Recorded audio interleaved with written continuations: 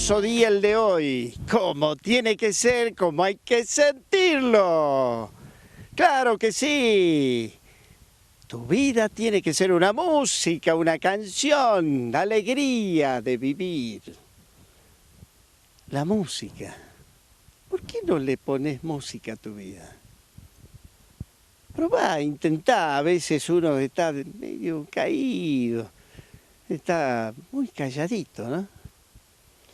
Eso que nuestra mente está quieta, medio muy relajada, y te genera por ahí pensamientos equivocados, malos pensamientos. Y a veces necesitamos una motivación. Y la motivación puede ser la música. Sacá esa música de que tanto te gusta o te gustó en tu tiempo. Eso de Palito Ortega, de Leo Dan, de Leonardo Fabio que tenés guardada por ahí. No importa. Sacá la vergüenza. Ponete a bailar. Y dale vida a tu vida, entusiasmo. Sacá el tocadisco. La vitrola no, porque no sé si tenés vitrola. Mientras sea música. O bien el CD. O lo que quieras, o el pendrive, ponelo. Y escuchá una buena música.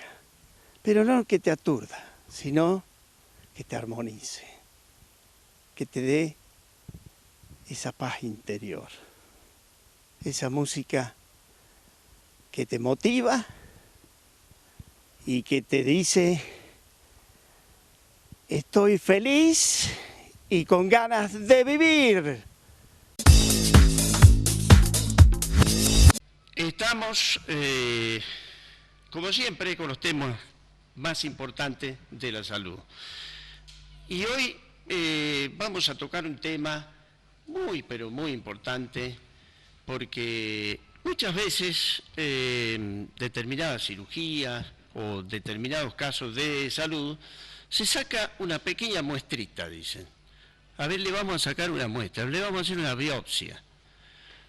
Y ahí quedó la imagen. Y ni sabes qué es lo que pasa después. Pero hoy te voy a presentar, nos visita acá en el piso, un destacado profesional de nuestro medio, que es el doctor Gerardo Vides Almonacid, que está aquí presente y que es el trabajador silencioso de la anatomía patológica, que a lo mejor no lo conoce la gente, ¿no, doctor?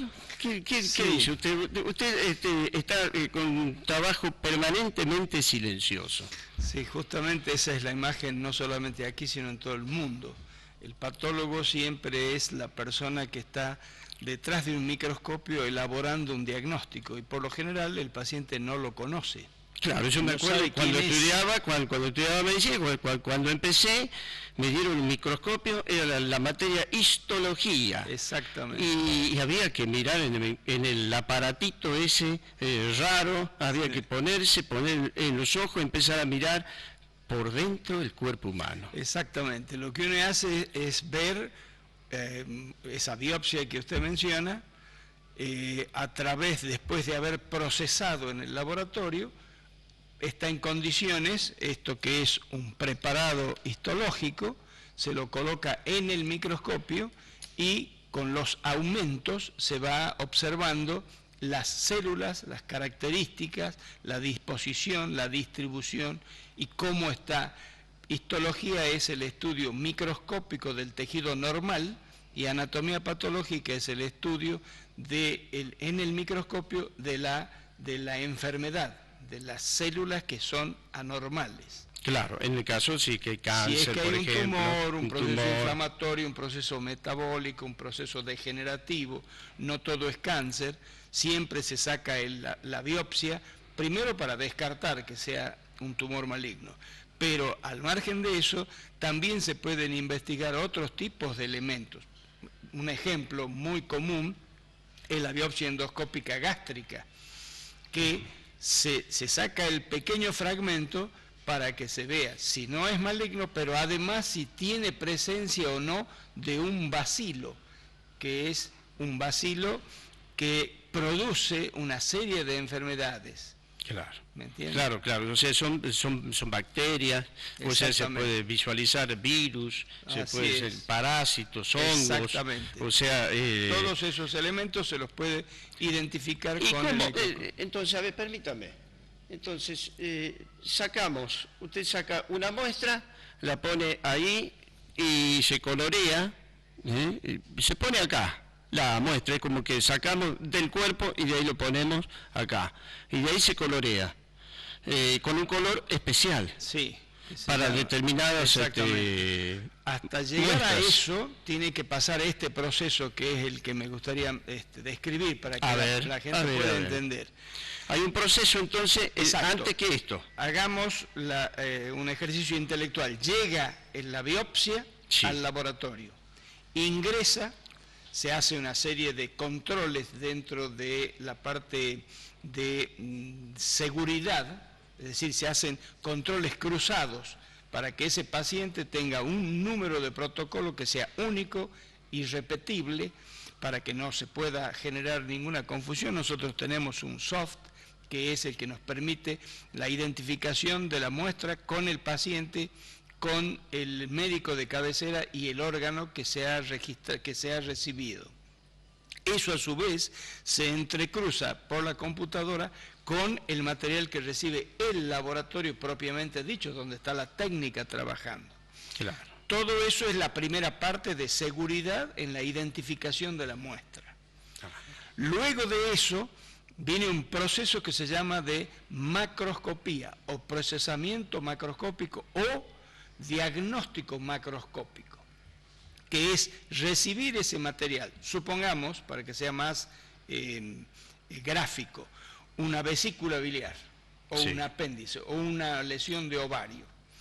Llega, se la describe bajo una luz con una lupa, se describe las características del órgano. De allí se selecciona un material que es el más representativo y entra en un equipo que está también automatizado, que lo va a deshidratar y va a permitir que se forme este tejido con esta sustancia que se llama parafina. Esto es un taco, mucha gente habrá escuchado mencionar el taco. Claro. Dentro de la biopsia, ¿qué es el taco? Este es el taco. Claro. Pero esto es antiguo, ya no se usa más, es decir, se sigue utilizando en la mayoría de los laboratorios. Nosotros pasamos una etapa más y modernizamos con equipamiento que nos permite hacer este tipo de taco, que ya no es el taco de madera, sino es directamente plástico, un plástico especial, en donde se pone el tejido. Claro. Esto va a un equipo, un aparato también semiautomatizado o manual, que se llama micrótomo, que es como si fuera una fiambrera, pero que cada sección que corta este tejido para levantarlo y ponerlo en este vidrio, en este portaobjeto, tiene 3 micras de espesor. Para que tengan una dimensión de lo que es el espesor, es como un cabello mirado así transversalmente y seccionado en 10. Mira, ese es el espesor del pequeñísimo, pequeño, microscópico. Son micras. Esto, si no tuviera coloración, no se lo vería. Claro. Directamente. El color es para darle la Justamente distinción. El color es para poder colorear los núcleos y los citoplasmas de todas las células que van a estar dentro de este tejido. Claro. Y eso es lo que va al microscopio, y el patólogo con menor aumento. O sea que esto ya va al microscopio. Este es el microscopio, ¿no es cierto? Este es el famoso microscopio. Este es un microscopio donde iría la muestra allí. Exactamente. Se la pone acá. Así, y de ahí se coloca el ocular, el objetivo con el ocular. A través del ocular es que el patólogo y se mira acá, y se observa ahí, y de ahí se ve. Exacto. Este es un microscopio muy pequeño, como ustedes ven. Este es el que nosotros utilizamos para la biopsia por congelación.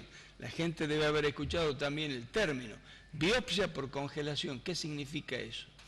Esto es un equipo que se transporta y se arma un pequeño laboratorio de patología dentro del quirófano y o se congela la muestra con un equipo que se llama crióstato o se hace una impresión con las células, se tiñen con una coloración rápida, se llama, que dura 40, 50 segundos, y se coloca en el microscopio, en este microscopio. Y en ese momento, dentro del quirófano, uno dice, ¿es positivo o negativo? O diferido, son los 3 diagnósticos que se darán dentro del quirófano. Si es positivo, significa que es maligno. Entonces el cirujano continúa la cirugía en base a una técnica preestablecida. Si el patólogo, observando en el microscopio, dice negativo, se suspende la cirugía, se cierra y estamos todos en paz. Hay excepcionalmente algunos casos que son de muy difícil dilucidación dentro del quirófano, porque el patólogo cuenta con 3, 4 minutos para decir si es benigno o es maligno, entonces da el diagnóstico de diferido. Es excepcional, debe ser más o menos un 1%, 2% de los casos. La mayoría, 97, 98%, se resuelve en ese momento. Y ese material después ya ingresa al laboratorio y hace todo el procesamiento que lleva más o menos 48, 72 horas hasta que el patólogo tiene esto que es el definitivo, lo pone en otro microscopio, no en este pequeñito, sino uno mucho más grande, y ahí elabora el diagnóstico final, que ratifica lo que se ha visto en la congelación o en algunos casos rectifica. Pero yo diría, hay una... trabajando seriamente con buen equipamiento dentro del quirófano, hay prácticamente un 99,9% de coincidencia con lo que se va a ver en la diferida. La ventaja de la diferida es que es más descriptiva y hace ya el diagnóstico final, es decir, diagnóstico con nombre y apellido. Claro, claro. O sea que acá con el microscopio podemos también trabajar con el tema del Papa Nicolau. Justamente, la citología es otra área. Dentro de la anatomía patológica hay 2 bases fundamentales en el diagnóstico. Una es el tejido y otra es la célula suelta, la célula libre. Claro. Es mucho menos trabajoso, digamos, por darle un término, dentro del laboratorio, porque se evita todo esto en la citología. Claro. Directamente se toma la célula, se coloca en el portaobjeto, como usted mencionaba, se colorea con el método de Papa Nicolau, que es el apellido de un biólogo orientado a la patología hace más o menos unos 90 años, que él decía de que y podía diagnosticar células malignas en forma directa en un microscopio. Es más, lo aplazaron cuando dijo eso, estaba rindiendo. Lo aplazaron porque era estudiante. Se recibió y se dedicó toda su vida a desarrollar el método que hoy, en honor a él, se denomina método de Papa Nicolau, y que es el patólogo el que lo tiene que diagnosticar. No solamente porque a las señoras les debe sonar el Papa Nicolau es el ginecológico, no. Claro. No solamente, es el más conocido, claro. Pero hay otras células, por ejemplo, una citología urinaria detecta una lesión inicial en la vejiga, una citología pleural, si es que es reactiva, proceso viral o un proceso maligno, un líquido ascítico, que es una colección de líquido dentro del abdomen, se lo saca con una aguja. Ese líquido se envía al laboratorio, se centrifuga, se preparan estos extendidos, se colorean con el método de Papa Nicolau y se los estudia en el microscopio. Y ahí el patólogo hace el diagnóstico de la célula y puede decir con absoluta certeza si son células benignas o células malignas, o están asociadas a un virus, por ejemplo, en el Papa Nicolau, o en la orina. Hay un virus que ataca a los pacientes trasplantados. Es muy interesante detectarlo al virus en esa citología urinaria, que es el virus BK. Claro, claro, o sea, son cosas, yo veo que avanzaron muchísimo, o sea, lo que tiene que ver con los microscopios, hay electrónicos. Exactamente, el microscopio que utilizamos en este momento es un Zeiss, que es uno de los mejores que hay por la óptica, por la resolución. ¿Son más grandes que esto? Mucho más grandes, tienen este tamaño.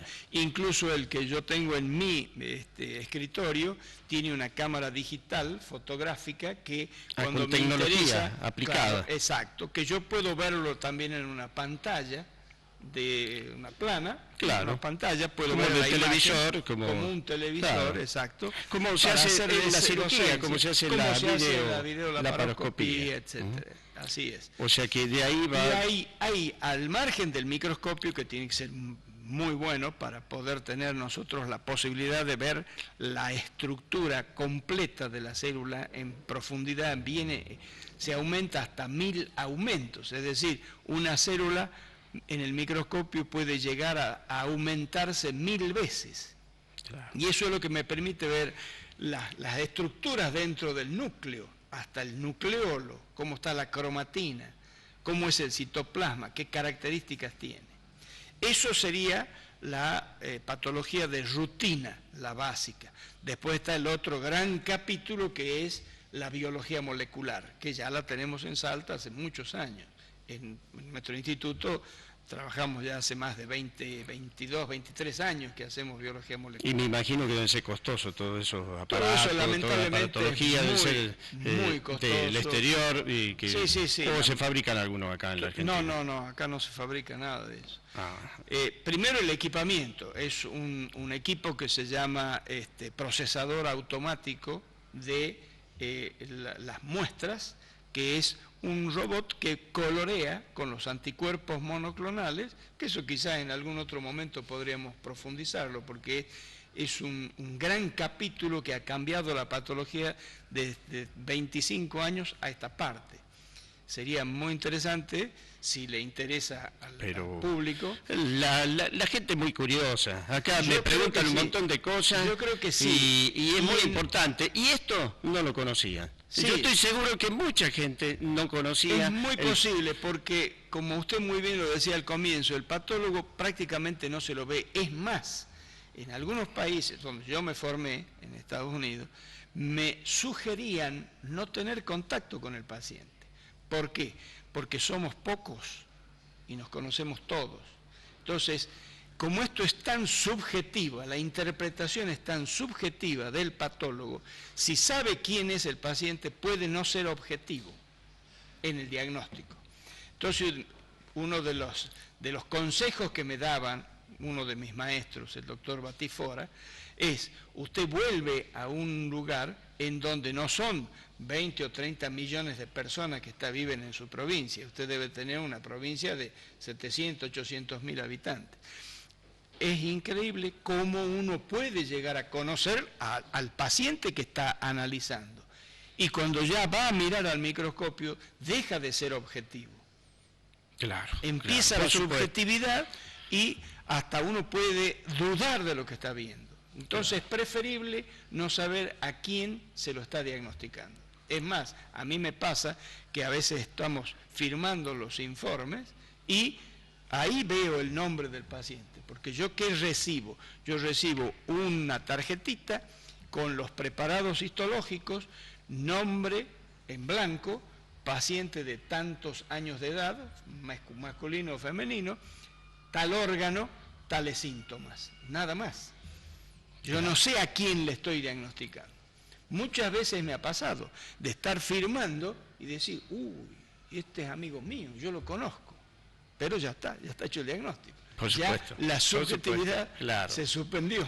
Claro, ¿no? Y la confianza que generan. Doctor, o sea, dentro de nosotros, los colegas, un informe de anatomía patológica, la confianza que genera. Justamente. Es decir, o sea, muchas dudas tenemos en nuestros pacientes, en muchos casos, y cuánta tranquilidad cuánta nos da. certeza da y lo que significa la responsabilidad de ustedes, y que es un trabajo realmente intenso, Sí. y que muchas veces por ahí no le damos importancia. A veces yo como médico veo ese informe y uno se va volviendo frío en el tema. Mira el informe, sí, bueno, ya está, listo, esto es así. Como todo trabajo por ahí, después uno lo hace más mecánicamente. Sí, pero yo soy realmente un agradecido por la confianza de que nos deja este tipo de trabajo, y por la responsabilidad de que tiene que ver. Sí, por supuesto, el patólogo no es ni mago ni nada por el estilo. Para poder llegar a tener un buen diagnóstico tiene que tener primero una buena infraestructura en equipamiento. Eso es fundamental. El equipo, un micrótomo, un procesador automático, un coloreador automatizado, un dispensador de parafina que se llama, porque esto ya antes se lo hacía en forma artesanal, ahora es todo, casi automatizado en su totalidad. Eso tiene una gran importancia. Al margen de eso, el insumo que se va a utilizar, porque esto es todo insumo. Claro. El insumo tiene que tener de muy buena calidad, porque yo puedo tener un muy buen patólogo, si tengo un mal preparado histológico, no lo voy a poder diagnosticar. Es lo mismo que el colorante. Justamente, los colorantes tienen que estar bien preparados, equilibrados, tienen que tener controles de calidad internos, pero y la otra pata donde sostiene esto es la actualización permanente. El patólogo no se puede quedar. Ahí, yo conozco colegas que van cada 5 o 6 veces a un congreso. Nosotros, bueno, hablo de nosotros porque mi hijo también es patólogo, pero estamos yendo a un congreso nacional, a una jornada nacional y a una internacional todos los años, y nos vamos repartiendo. ¿Por qué? Porque la patología avanza a pasos agigantados. Claro. Y los conocimientos hay que adquirirlos permanentemente. Hay que ir renovándolos. Bueno, doctor, realmente impactado por la presentación de este tema. Le agradecemos ahí, la señora en casa, el señor, toda la familia, agradecidos seguramente por los conocimientos. Muchas gracias, doctor. Le reitero, en alguna otra oportunidad, vamos a tener otra oportunidad. Vamos a tener inquietud, podemos hablar de toda la parte ya más fina de esto. Porque esto lo que hemos hecho es un pantallazo de lo que es la especialidad. Bueno, doctor, muchísimas gracias. Al contrario, el doctor Gerardo Vides Almonacid, un destacado profesional de nuestro medio, quien lo han conocido, un trabajador silencioso, pero que cuánto conocimiento nos da y cuánta confianza en la salud. Siempre al servicio de todos ustedes, como todos los que trabajamos en salud y que de alguna u otra manera les damos alguna confianza para que te sientas bien en tu casa.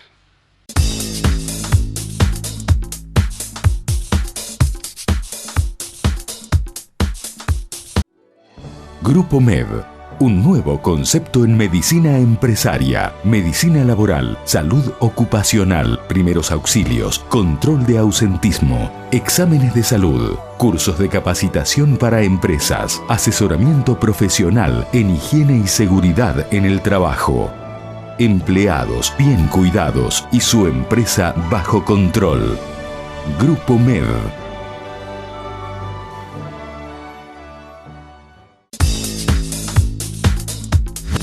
Y vamos con el mensaje que tengo hoy para vos en mi biblioteca. Vamos a sacar el libro de la sabiduría, el número 1, vamos a buscarlo.